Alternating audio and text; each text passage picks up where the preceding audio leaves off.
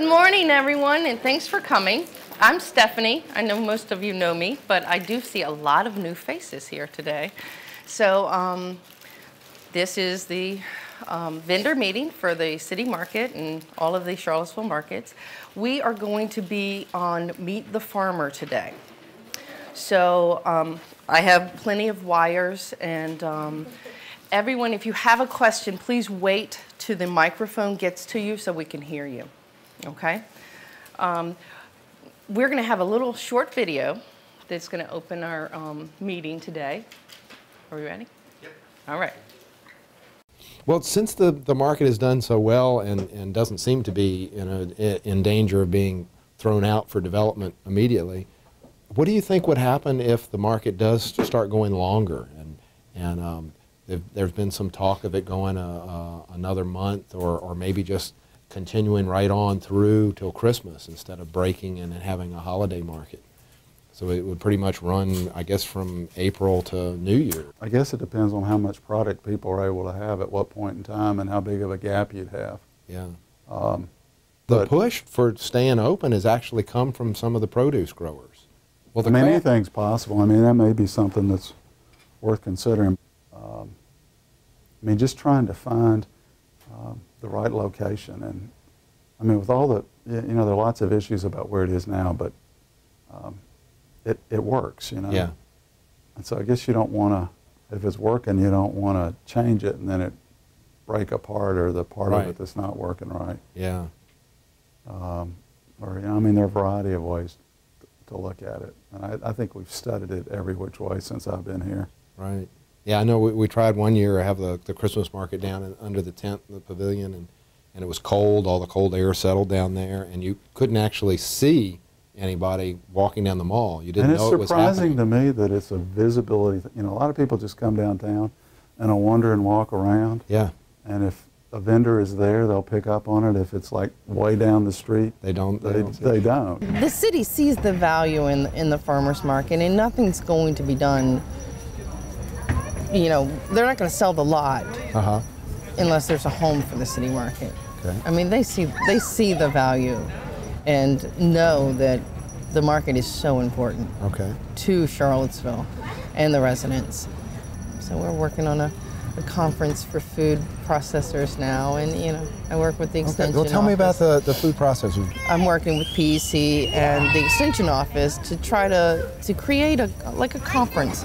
It's still in we're just planning it now, and we're more or less trying to, you know, get a meeting time that everyone can come. So is this a conference to get the vendors and the officials together just to talk about what it is? Yeah. Right now we're trying to figure out what would be beneficial for someone who's trying to start a business, someone who's trying to make hot pepper jelly, what they need to do. Because as you know, it seems very intimidating. Right. I mean, when you get this big stack of papers in the mail, and you know, you got to do this and inspect the kitchens, and it's just kind of intimidating. So we want to have a conference where we kind of make it easier so people understand, okay, this big pile of paper, really, this is what it means. This is what you have to do. We look forward to the new warm season. Yeah, me too. And we'll cover some more stories, and hopefully we can get every vendor at the market, get a story of every vendor at the market for Meet the Farmer TV. Oh, that'd be great. At Meet the Farmer TV, we see producers, farmers, and small family businesses as the solution to our current economic and environmental woes. We want to bring to light the stories of individuals like yourself who work tirelessly with a personal passion for excellence and innovation. These are the stories of individuals creating sustainability within their own community. Through our TV shows, our website, and with your support, we endeavor to build a network of collaborators to share information and to educate. By getting mud on our boots visiting farms, by giving a voice to the many kitchen table entrepreneurs and their innovations, by standing in the heat of the kitchen with the chefs, and by exploring the challenges facing all small food-based businesses, we intend to reveal a view of community food systems that will nourish all of us and our planet. Entire systems we thought were rock solid are being bailed out. Large companies are laying off or closing. Investments have mysteriously vanished. So today, many of us want something different and feel something needs to change. Whether you're a farmer toiling in the field, a chef insisting on quality local produce, a baker cooking for market in your home kitchen, or you're a consumer making informed choices and supporting your neighbors, you are all the true heroes who will make change happen. So we invite you to share your story or just watch our show and be entertained, informed, and inspired. A couple of weeks ago when I first was doing this market, I met a man down here who, his name's Brent Taylor, owns Classic Twig, and I bought from him these little cutting boards, and we put together a package that's all Virginia, a Virginia handmade cutting board, a Virginia handmade spreader, and then of course the Three Sisters Virginia made mustard.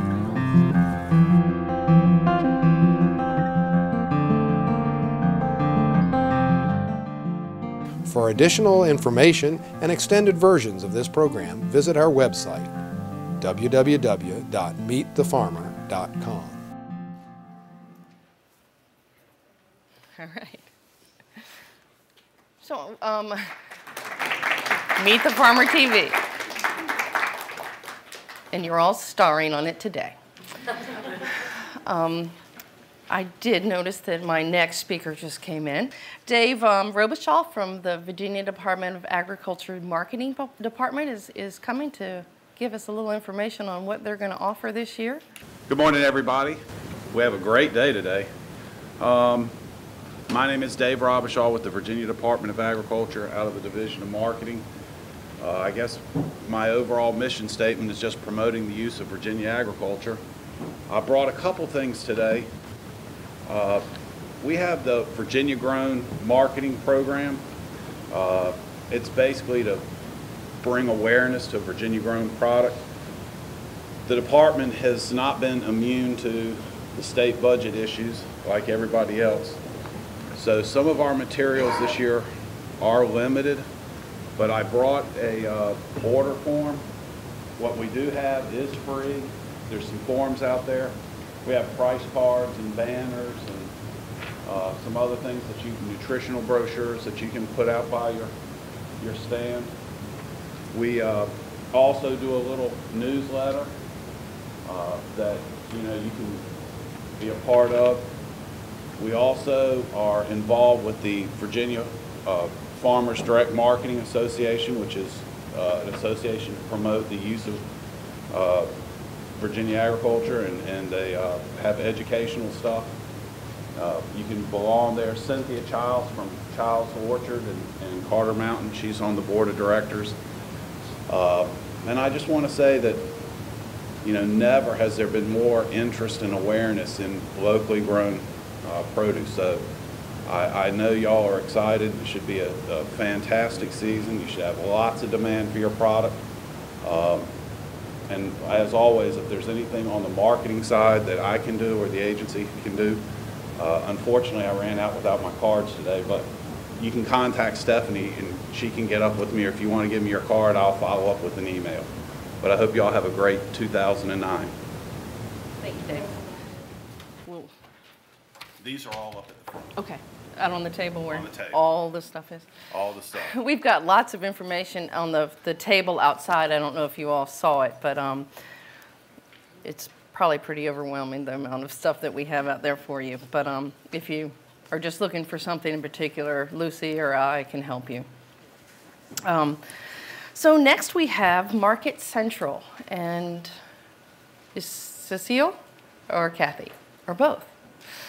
Hi, we're representing Market Central, and I'd like to introduce myself. I'm Cecile Gorham, and as Stephanie said, I know some of you know me because I was a vendor at the market for 20 plus years, but it's been about 5 years since I've worked there, and Kathy retired about 2 years ago from the market, and you all know her for her many years of vending at the market too, so we know the market well. Anyway, after watching that film, hey, I just saw my up there. Anyway, after watching that film, I realized that Market Central is what you might consider another piece of the puzzle to moving forward to getting what the market needs, to be able to serve the market's needs. And we are a nonprofit foundation, as some of you might know. It took us quite a while to get this special nonprofit 501c3 status, which means that any donations that we receive are tax deductible, including membership fees, which of course we would love for you all to be members. I'm looking for my notes. Oh, okay, here we go. Okay, so what our purpose is, not to do the everyday administration of the market, which is what Parks and Rec does and Stephanie does, but we're here to both promote and enhance the market experience for both the vendor and the customer, because after all, the market is nothing without the customers, right? We work on what we need to be able to sell, but we also really need to reach out to the customers and think about the market from their perspective and what the experience is like for them. So that is one of the goals of Market Central, or one of the purposes of it. We're funded by donations, membership dues, and grants. And we did write one of our first grants last year. We did not receive any money, but we were encouraged to apply again to the Charlottesville Area Community Fund, right? CAC Foundation, right? And they have several different sources of funding, and we're going to continue trying to get money from them. And it's new for us to be writing grants, so we're encouraged to keep trying. And there are other sources, and we do have some very good advice. We have one of our members who's very experienced in that area, so we're encouraged to keep on trying.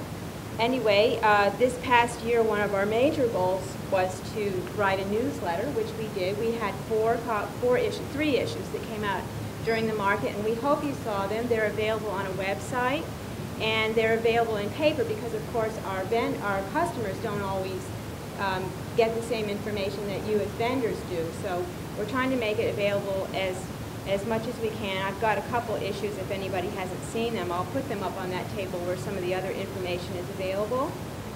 We also have a brochure to recruit members. We got pretty good feedback from this newsletter, and we're hoping you saw it, and that we're also encouraging you as vendors to not just join Market Central, but because we need your ideas. We need your perspective on what would make the market better. But we also need any kind of information or news that you have to be put into the newsletter. It's a really great way to communicate with each other. I know as vendors, you don't have time to go talk to your neighbors the whole time that you're at the market. So this is a really good way to communicate and find out what's going on. We also, other than getting this newsletter out and started, in which we, as I said, we need help with this. It can't just be 2 or 3 people. It goes so much more easily and smoothly and more interestingly if we have a lot of input from other people. But we also had a representative attend the Farm to School conference, which is another way for farmers to increase their possibilities of having places to sell food and year-round, as Michael's film mentioned. And we had representatives attend a farm tour, and we are working for our 09 activities. And Kathy's going to talk about what Market Central would like to do in the year of 09. Well, one of the things that we've been talking about and have initiated now is to launch a website in 2009. And I've been working on developing that, and I hope to have it up and running by the start of market season. But one of the ways that it would help vendors is that if you're a member of Market Central and you want to be listed on our website, we will be happy to list you on the website. And if you have your own site, we can put a link to yours. We can also link to the City Market website, which has all the vendors. Even if they're not members of the organization, they can be on the city site. We intend to put the newsletter on the site so that people can download it and print it and see it there, along with links to the city and events for the city calendar or seasonality of produce. I mean, there's a lot of opportunities that we could use the site for. One of the things that we have talked about and want to initiate during the 2009 season is to organize a farm tour of some sort. The idea is still sort of in its embryonic stage, and we want to get some ideas and feedback from people who are both interested in working on it or hosting it or promoting it. So if there's anyone here that is interested in perhaps opening their farm for a day or an afternoon, and like I said, the door is wide open to ideas. We want to hear some input about that. We really want to try to work to organize this to get our customers to get a better glimpse of what life is like on the farm and where their produce, where their products are coming from. I have out on the table outside, and I have some extra copies here.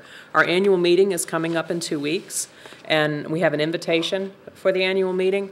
There's several copies outside, and I'm going to leave some up here. If on February 21st we'll have our annual meeting, we'll be talking more about the website and the farm tour in general, and the agenda is listed on the invitation.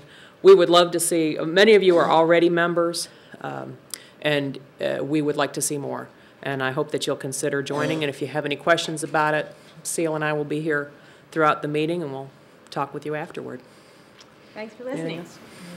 Thank you. Thanks, ladies.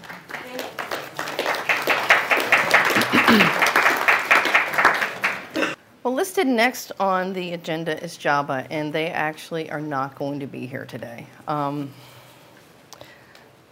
And I'm going to go ahead and explain a little bit about what JABA was going to do here. And for probably 3 or 4 years now, the city has been looking into EBT, which is basically the new food stamps, accepting EBT at the city market. We haven't gotten far on it because it's just a lot of stuff, and so anyway, JABA has become interested in this subject, and they are trying to help with this process by contributing money and getting grants and different things. Right now, it's just kind of stalled. I don't know where it's going to go from here. So that's why JABA decided not to come and talk about it. I wanted them to just kind of talk to the farmers and see if anyone was even interested, because I feel that if no one's interested, then we're wasting time. So anyway, so you all can let me know what your opinions are. I mean, you can email me or whatever, kind of what you think about this idea, and if you would be interested. I think it would complicate checkout at the end of the day. I believe you would have to fill out a form and wait for your payment. I believe that it would probably be about 2 weeks. So at the end of the market, you would bring this designated person who's sitting with the EBT machine, your tokens, and fill out a form that tells how much you made, and then I have to take it back to the city and process the checks, and the city is not too fast about processing checks, and so you would not get it the next week. It would probably realistically be 2 weeks. So just giving you that little bit of information about this. I don't know what's going to happen with it, but I need your input to find out if you would even consider doing this program. Because if you're not, then we have to look at something else. We are looking at possibly starting it at Farmers in the Park first, because it's smaller. There's the city market is, well, as many of you know, is just chaos at times, and I think adding another process to the city market would be very hard. Whereas Farmers in the Park is kind of more laid back and maybe a better place to start having this. So that's why JABA was coming. And anyway. Next, we're going to talk about extending the market. Those of you who had emails, I questioned, I guess, a couple months ago. A vendor, a produce vendor, actually came to me with this request to look into extending the market. And so we're looking at extending the city market until the weekend before Thanksgiving. And so far, I'm going through the city channels of, I've talk to my supervisor and my director, and they got to talk to theirs, and so it's a process. I do believe that the extending of the city market could happen, because we're just talking about 3 weeks. I'm just hoping that we don't have an early frost this year, because I do understand that every year is different. This year people had stuff until middle of November. Hopefully next year they will as well. Another thing that was brought up was extending the hours of the city market. I talked to the advisory board about this, and they weren't really interested in the idea. And we would probably, if we were going to extend it, it would probably be only an hour. But for me, I feel that even if we extend the market to 1, then it's going to still look just like it does at noon. And if we extend it to 2, people are still going to be there. So I don't know how helpful, for the vendors it will be. I know that y'all get up at ridiculous hours, and at noon, you're ready to go home. And so I basically want to know what you all think. Like, if you're interested in extending the hours, we can look into it, but if you're not, I'm done if you're done.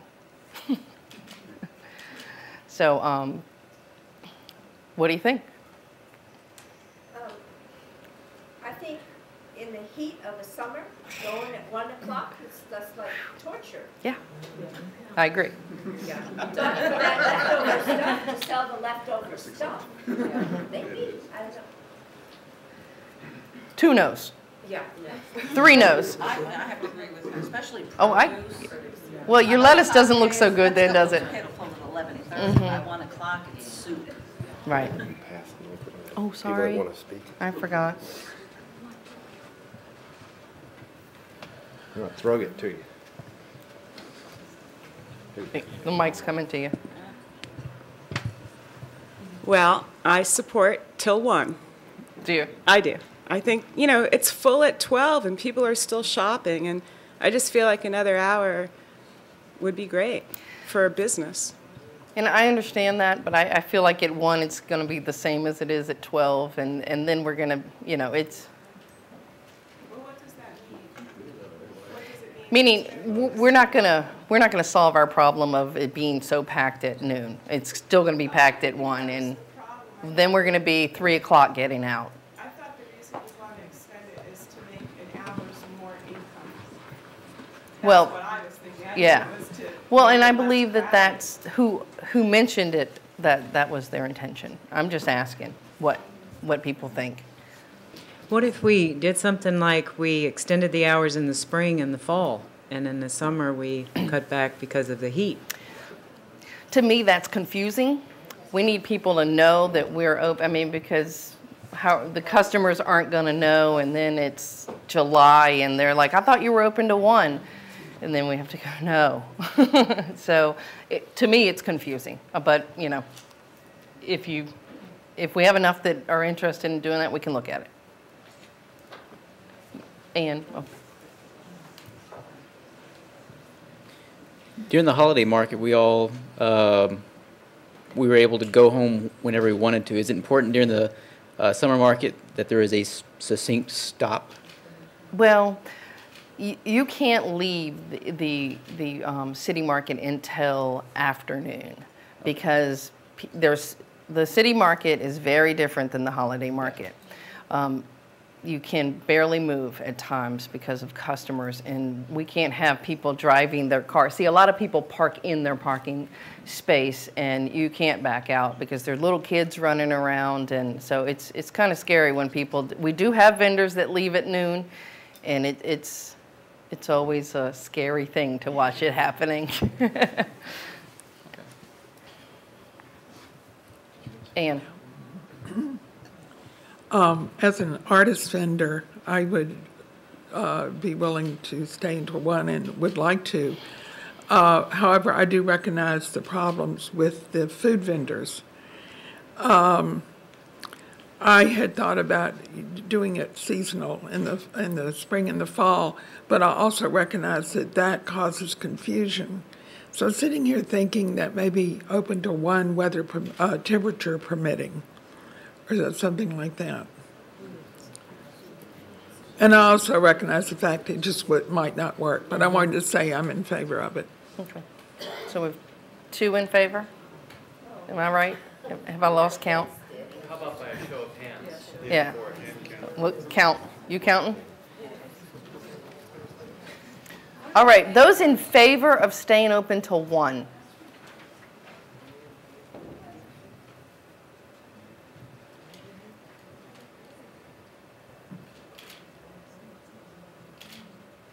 You got it? Those not in favor?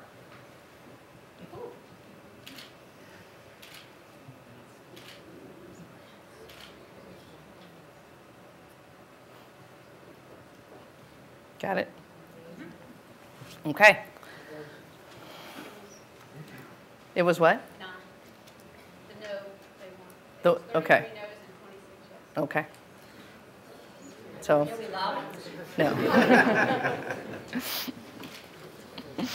All right.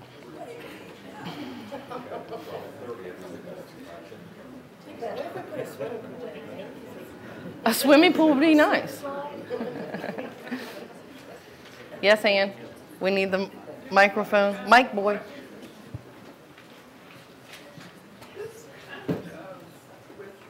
What we're talking about, but is there a way to put more prominent signage that the parking lot is not open until 1? Would we have people careening into parking lots at 12:15 and 12:30, which is kind of dangerous because we're still packing up and, you know, have things spread out. So this may be the wrong point, part of the meeting to bring it up. Yeah, we have that there is permanent signage at each entrance. I know there is. And, you know, the problem is I have the barricade signs, but people have to move them to get out, and I don't have enough staff to stand at each entrance and move the sign to let vendors out. I don't think it should be a staff thing. I think it should be a signage thing. Of course, you have signs on all the parking meters, and they still park and they there. don't read it. But anyway, that is a problem, and I just wanted to bring it up. Oh, I agree that that is a problem. Most of the time, it's more like 12:30 because no one can get in at 12:15. But it happened. Yeah. It has happened. Uh-huh.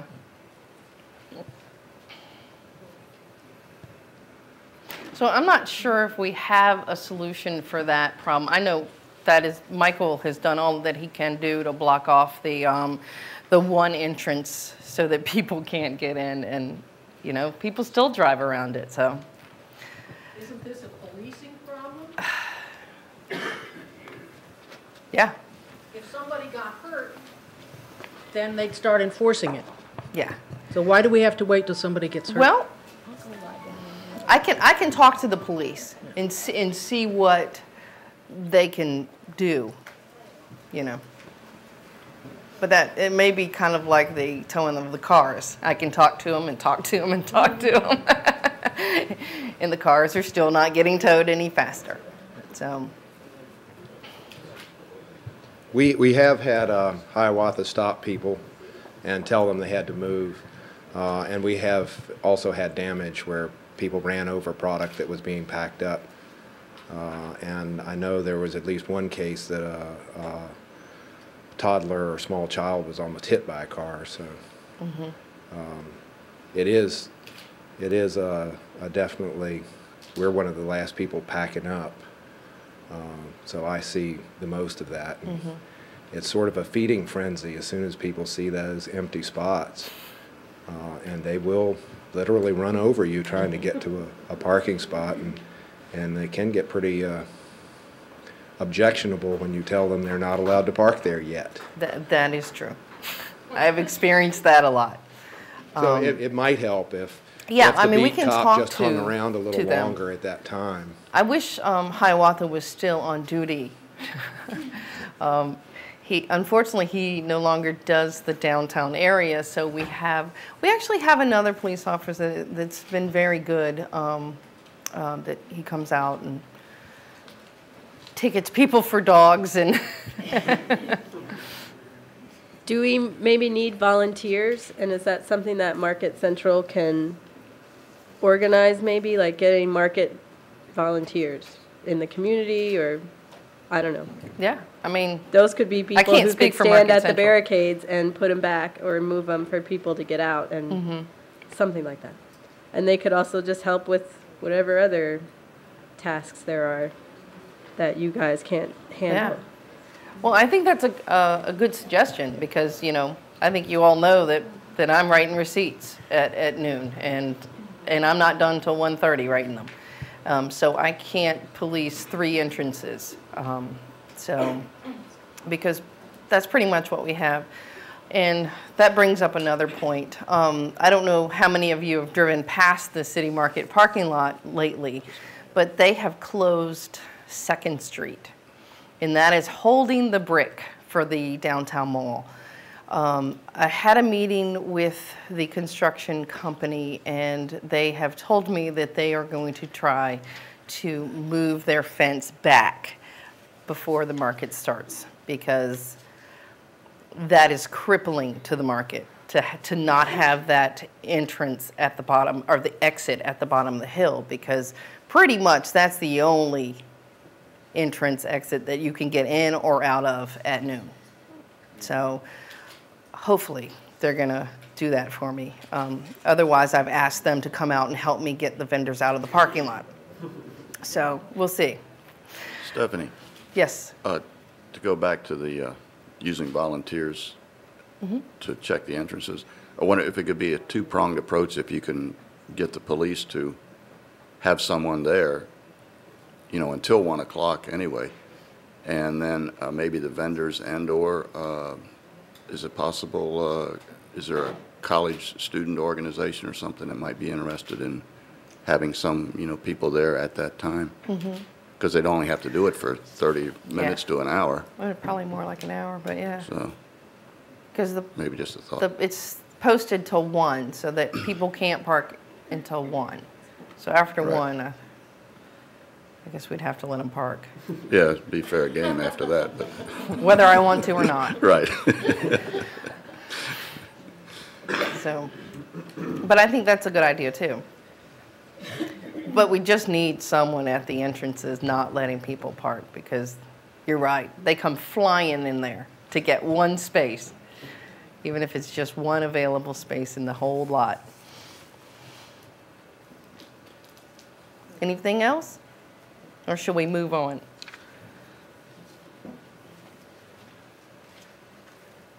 Okay. The next thing that I have is produce donations.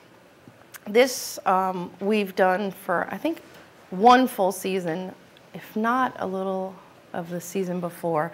We had Children, Youth, and Family Services come, I know last year, and they would pick up excess produce from vendors and distribute it to housing sites in the Charlottesville area.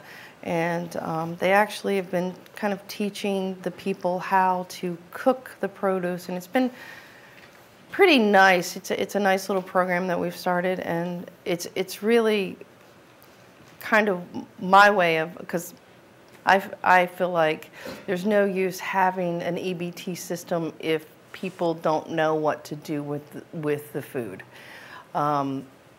So my thing is educate first before we move into something like the EBT system. So that is, I'm really happy about this program, and so they're going to continue. They're going to come every, the first Saturday of every month, and hopefully, I haven't worked all the kinks out, but ideally what's going to happen this year is that they're going to have a truck, and they're just going to kind of park it in a certain spot, and when Edgar has his stuff ready, he just goes and puts it in the truck. If he wants a slip for his donation, he puts his name on his box, and you know they'll give him a a donation slip later on. And the same thing for JABA. JABA is going to pick up when Children, Youth, and Family Service does not. And they're going to do the same thing with the truck. So it'll make it easier, because the last year they had volunteers that came around and asked people for donations and kind of stood and waited. And it's not always a convenient time when this person is waiting for produce and you're packing up or you're doing whatever. So I'm hoping that this system will work a little better. You will feel less pushed to get them a box right now. So on the application, I'm sure you all noticed that is a check. I do want to donate or I don't want to donate. And JABA will be doing the same thing. I actually got word of another nonprofit that is interested in doing the donations. So that may be an addition later. I haven't actually talked to the woman at this point, but it's a backpack program where they fill a backpack of food for children that don't have food at home. So they kind of do it for the weekend, and we would like to see those kids have fresh, local produce to take home.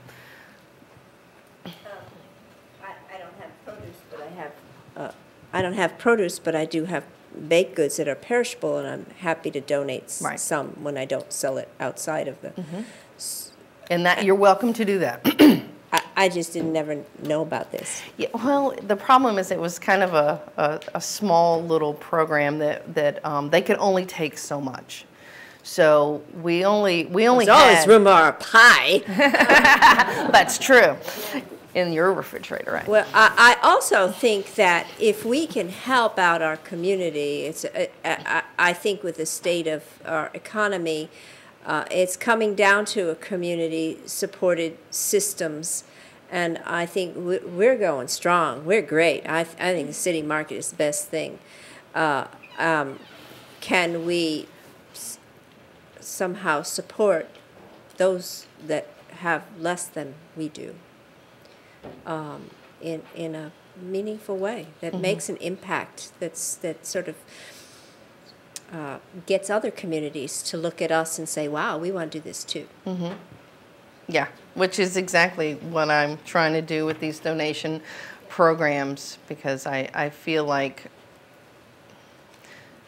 the people that we're targeting can't afford your pies. They can't afford our tomatoes. So you know what I'm saying? So I would like to see them getting the food that they can't afford, that it's better for them and healthier for them. And that's kind of where JABA's coming from, is they feel like they're putting stock into their future. If they're getting children healthier, that when they get older, they'll be healthier. So anyway, so that is the produce donation thing. So please be sure to check yes if you are interested in donating. I understand if you're not. That's fine too, because at this point I'm not sure how much Children, Youth, and Family Services can still take.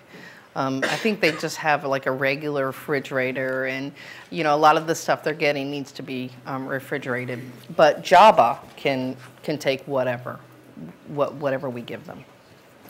Yeah, I'd like to put a plug in for the Salvation Army, which is right up the road from the market. They have a kitchen, they serve meals every day, and I know for a fact that they're desperate for non-processed foods. And so if you have, unsellable produce or baked goods that's perishable, they would love it.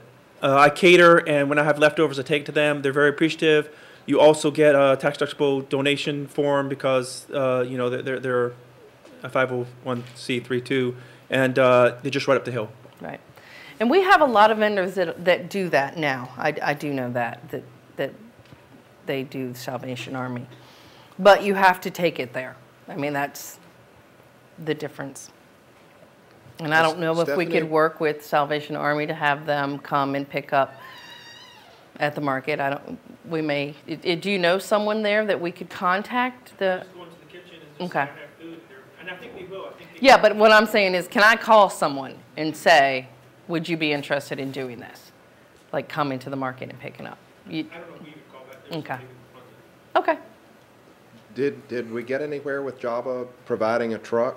So there was a refrigerated truck to take I don't know at this point if it's going to be refrigerated, but there is going to be a truck where you just put your food and you're done. So that was sort of our ideal situation, is that there was a refrigerated truck on site and people could just put perishable or otherwise items, and then it could be distributed to any of the organizations. Yeah. And I hope that, I don't know if they have a refrigerated truck, but you know, I do know that they're planning on bringing a truck. I think last year we had the food bank coming too, and I don't think they're coming this year to pick up donations. Well, I have covered the thing already. The new programs was the EBT. Also, another thing that we were looking at doing is a kind of a token, a local currency that Nellie's Ford did last year. And basically, you just take $1,000 and you give the low-income people tokens where they can come to the market and receive $5 worth of free produce. That's something else that we're looking at doing. And JABA was going to put money in as well for that program. And for me, I feel like that's another education piece that I want to see in place before we go onto the EBT. You know, get them there, let them see the difference, because I think you all know there is a huge difference between local produce and Food Lion. So, and I don't think everyone sees that or everyone knows that. And so that's why I think that education is huge here. So that's another program that we're looking at doing this year. The basically just giving probably $1,002 away. We originally looked at just the 2 housing sites that are right next to the market, like in walking distance. It's Friendship Court and Crescent Hall. And because we felt like those are our target audience right now because they're right there and they could walk. Any thoughts? Like it? Don't like it? Support? All right. Love it. Okay. And then, what do we have? Oh, parking validation. For 5 years, I've heard, why don't you validate for parking? I found out why. Because the parking, Charlottesville Parking Center, I called them to try to work out a deal with them for validating parking, and I was shocked. There's a monthly charge, so they would charge us like $30, $35 just to have this program. And then we have to pay $1.50 an hour for each hour, for each customer that we validate, which would be an outrageous amount of money. Each Saturday, I don't really know exactly how many customers come, but it's a lot. And I just, financially, I don't think it's something that we can do. I think we're going to have to encourage people to park in the free parking on Garrett Street, and I don't know if we can get kids to volunteer with red wagons to drag their melons over there, but something else has to happen. We have to figure out a new plan, because the parking validation is just, it could be like, you know, $6,000 a day. Public transportation, bicycles. Right. Get a bike ride. Yeah.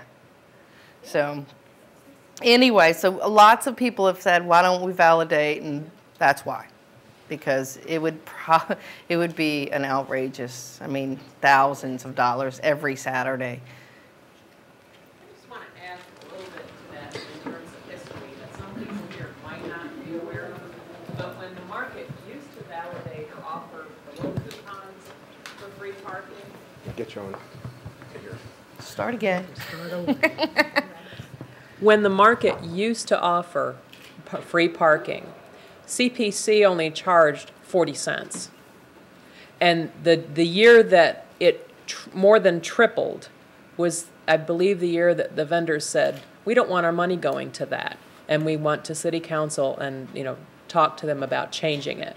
But some folks, a lot of folks that are here will remember the days when that did happen. But the reason is that the expense has more than tripled, and it became just ridiculously expensive. Yeah. I just wanted to throw that I didn't know that. Thank you, Kathy.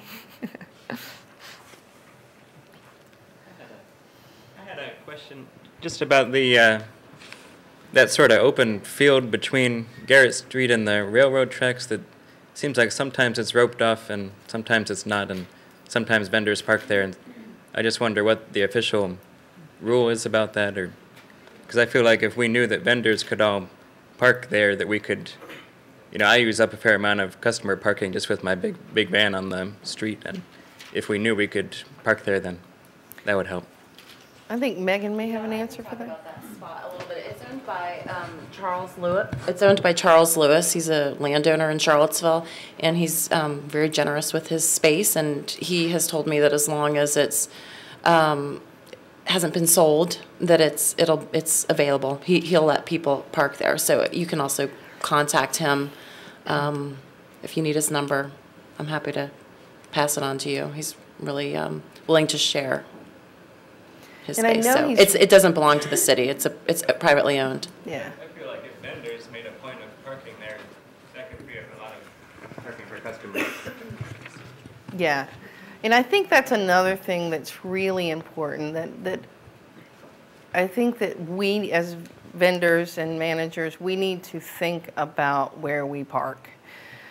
I know a lot of vendors that park right next to the market, and I don't think that we're thinking about how this is affecting our customers. We have a tremendous amount of older people that come to the market, and it's pretty hard for them to walk long distances. And we have people that don't come to the market because they can't park close and are not able to walk. And so I asked for you to, when you think about parking on First Street, try not to.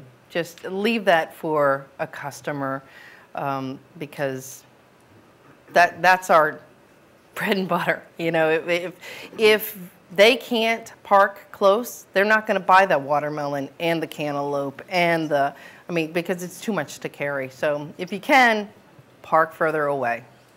You can use some of the free parking on Garrett Street, like we're talking about. I know that Charles Lewis is renting part of his space out to the Gleason's building right now, so I don't know how that's going to affect the vendor parking there during the season. But they probably won't, because we'll be there first. All right, hold on. Sorry. Here's the mic's coming. Here's an idea. How about, now I don't know, where people could come and like park in a huge parking area with maybe a small bus to kind of bus people in and pick them up, take them back. Where all this traffic, people are fighting over space, could just go to one location and kind of run a bus, you know, like a small bus, and take people off. I don't know what that would cost, but I'm listening to those figures that you're talking about, the parking. Just an idea. Well, you know, the free trolley goes right past the city market, and I just don't know if maybe that's something we just need to let people know. You can use the free trolley rather than add another expense to the market. As far as, I mean, I would think getting a bus and a driver, I mean, I can't drive a bus. I mean, I could. It would be fun. A small one, not a huge. Yeah.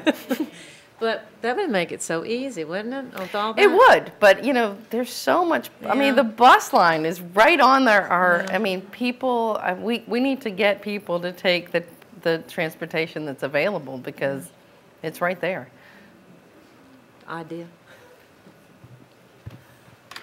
Just another suggestion. You mentioned, I don't know whether you mentioned it facetiously or not, about people with little red wagons, but I can picture Boy Scout troops thinking that would be a great community service to earn some merit badges. You know, the city market could buy half a dozen little red wagons, call the Boy Scout troops, see what, you know. No, I think it's a great idea. I don't know where I'm going to store the wagons, but, you know, I've got a cubicle that fits a desk and a chair, and so I think it's a good idea, and I think it's worth looking into to make customers buy more. I have my whole family does the market, so when we have somebody that has a lot of stuff, one of us walks up, the person with a lot of stuff to the car. And I know some people that are alone, if you know where we are, you know, just ask my son and have them help. You know, there's lots of people that work at the market that are happy to help. And when there's a little old lady that's trying to get her to the car, she's got 2 melons and her produce and my pie, you know, and she don't want it smushed, you know, come to us. We'll be happy to help out. I mean, if we can help out each other, it's about helping out each other. And I think that's the most wonderful thing about the city market is that the vendors do help each other, and yeah, we need to remember that. All right? No more hands? Final thing that I actually added one more thing to the agenda because I see a lot of new faces here today. And Farmers in the Park is my #1 question these days that I get from customers, vendors, and everyone. Farmers in the Park will be at Meade Avenue Park this year. We will be there. We are going to be delayed. And at this point, I have the date of June 10th. I'm really hoping that it's June 10th. Construction is actually not scheduled to be done until the 18th. But they think that they can get their fences down and allow us to start on the 10th, which I'm going to try to hold them to. But if we keep getting these ice storms and all of that, I think construction could be delayed even further. But at this point, June 10th, Farmers in the Park will be in the same location, and there will be space to be around the pool. They are also increasing the parking lot there, so there's going to be more parking in the actual park area. So, and it's going to be a really nice aquatic center. I mean, it's got a lazy river, and it's going to be nice. They're closing it early because of Farmers in the Park. We're going to be kind of closing the pool because if we had this really nice aquatic center open at the same time as the park, and anyone that's been to Farmers in the Park knows that it's kind of crazy. I mean, cars everywhere, and you know, so hopefully closing the pool is going to help with some of that congestion. I had a question about, will there be assigned spots, or will it be free-for-all like last year and the year before? I don't know. I haven't looked at Farmers in the Park. To be honest with you, I am focused on City Market right now, getting vendor applications and vendor bios, and you know all of the things that I do with that stuff. I've had a lot of requests for reserve spaces at Farmers in the Park. I think it would be really complicated because it's not like the City Market. There's not like a parking place with a number on it. I mean, there's a tree, you know. Michael Clark is beside this tree and over to this blade of grass. But, I mean, I'm not saying that it couldn't happen. I mean, it could happen. But it would be a little more challenging than Space 34.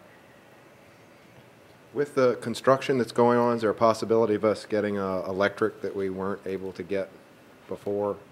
I believe, yes. So we did have coffee people that were interested in that, and we had to leave a Yeah. diesel truck running for refrigeration because there was no Yeah, people plug-in. love that, Michael. Yeah. That was great. Well, we stopped doing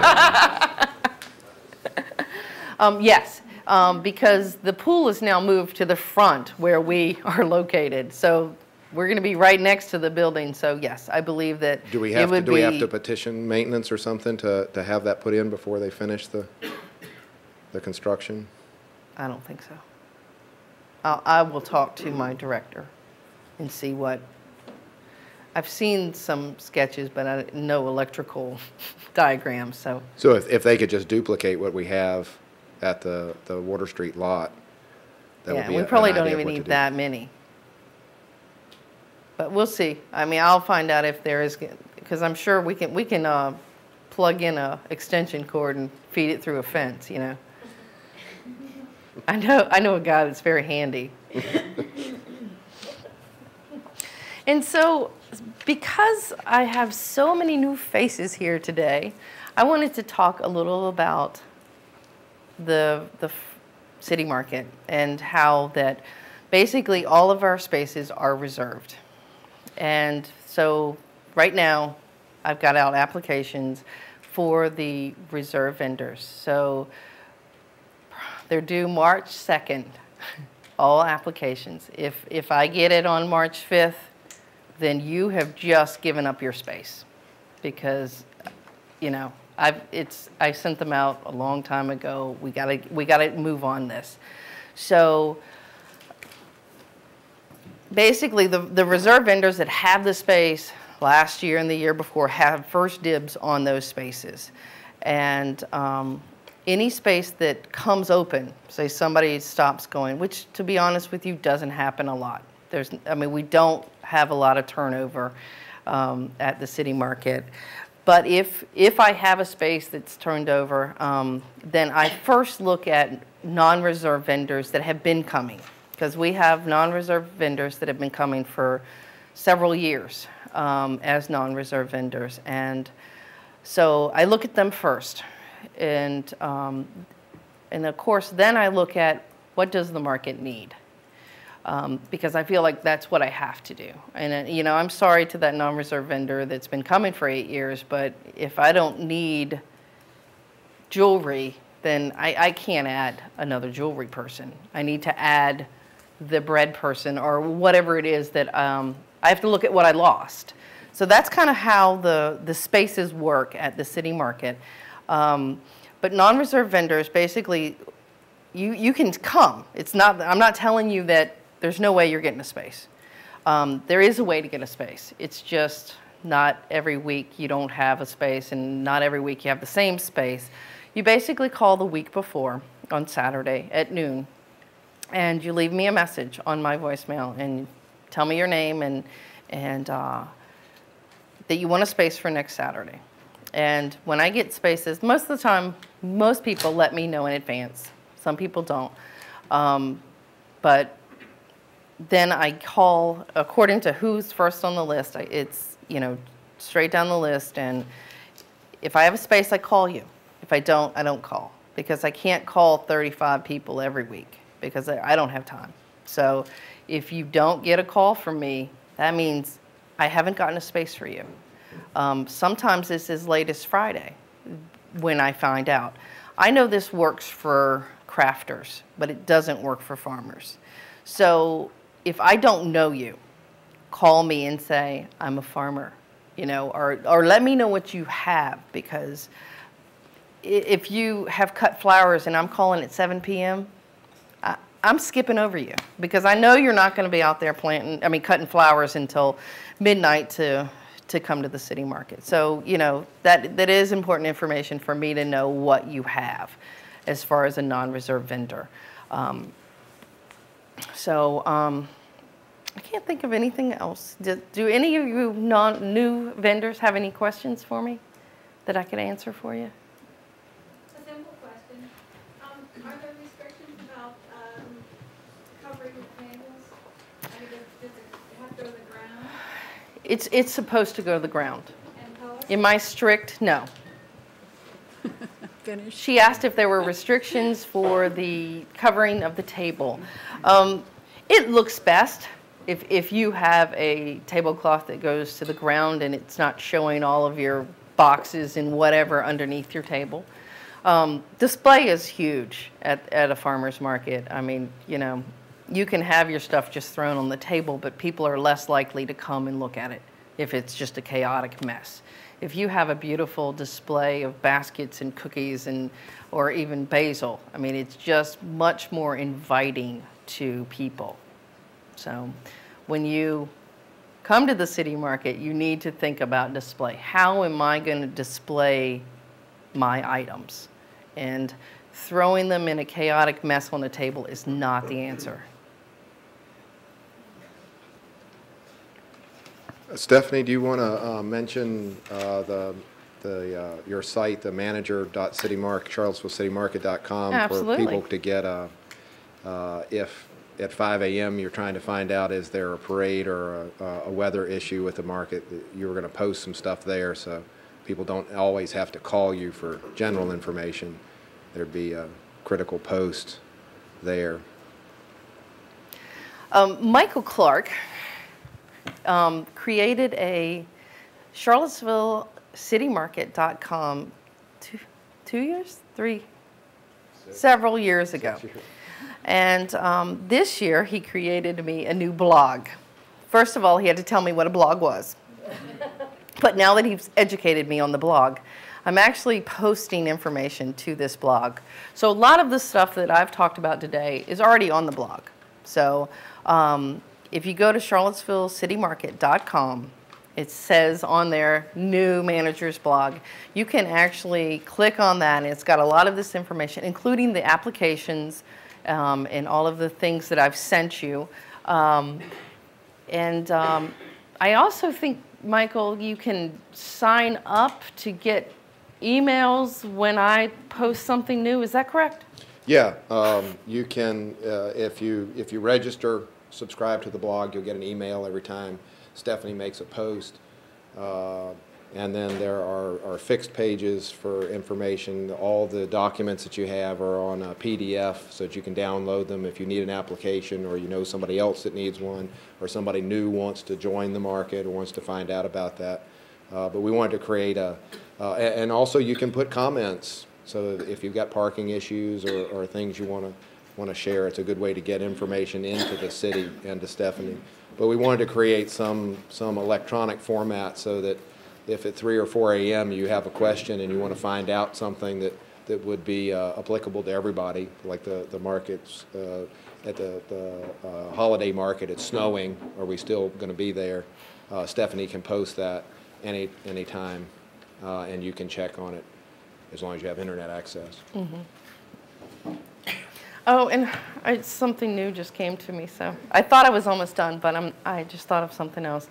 On the latest update on the blog is WCHV is going to be doing a live remote broadcast from the city market every Saturday.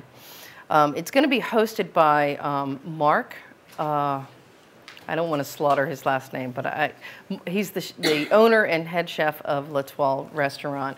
And he's been coming to the city market for at least 2 seasons. And he gets produce from our farmers, and he prepares something, gazpacho, butternut squash soup, and it was delicious. But he gives out these samples of your produce, and he gives out the recipe. So this year, he's going to be doing the same thing, except he's going to be wired with a mic. And so from 7 a.m. to 8 a.m. on Saturday mornings, the city market is going to be on WCHV.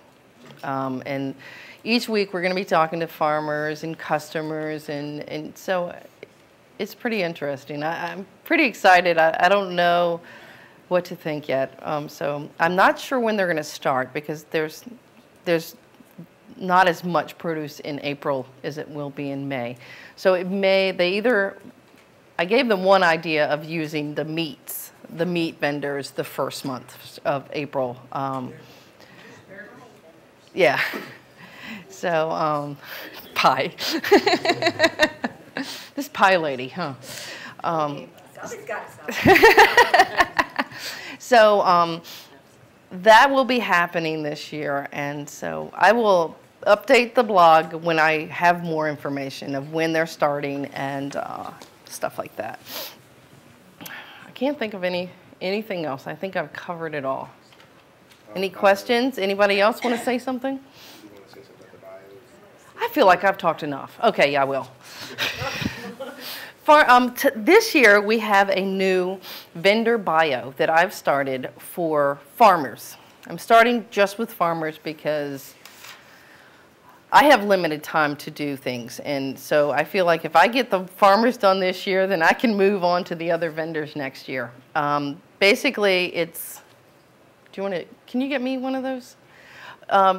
I sent out, and some of the craft vendors may have gotten the vendor bio information, but it's just asking your name and how many acres you have and what's in production, what's your growing practices. And then at the bottom, it's just kind of got a little information about you. And I'm just trying to really,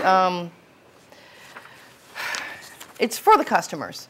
People like to know who you are. People like to know what you grow, where you live. I mean, one of the questions is like you're Charlottesville, Virginia, Albemarle County, or if you're from Montrose, Virginia. They like to know where you're from and whether you have 3 kids. I mean, I know this doesn't seem like important information to you, but it is to our customers. I mean, they like to think, oh, I didn't know she had a vineyard. I mean, Susan, you know, how many people know you have a vineyard? So it just adds a little personal touch to the market. And I'm starting with farmers for, you know, several reasons, because I can't do them all right now, but because there are more questions about farmers. People want to know whether you're organic, and hopefully it will help cut down on your questions from customers, you know. So anyway, so please, farmers, be sure to fill out this questionnaire and get it back to me, and I would love a picture, because there's some examples out front that I've actually done. I've done 3 at this point. I don't have pictures of everyone, so if you have a nice picture of you in your garden, please send it to me with your vendor information. Are you posting this information online? Okay. Yeah, ideally. Yeah, they'll at least be available as PDFs to download to look exactly like the print. Yeah. But we're working on active links so that people can also search. Right. So put in terms in your information that's appropriate to you and any active links so they can go to your website if you have one. Anything else? Just Frank? I just wanted to say someone that we interviewed who was a very successful seller, producer, food producer, made a point which I'd like to share, which is very interesting to your point about having bios. And that is that one of the main reasons he found that people come to farmers markets is because they're counting on him sharing his personality with them. More than the food. People come because there's an emotional, psychological connection to the land, to the earth, by meeting all of you at the farmers markets. And I thought that was very interesting and a valuable point to share. Yeah, people want to know their farmer. No, I'm the producer of the farmer. All right. Anybody? Questions? Comments? Are we done? Whew, 15 minutes early, folks.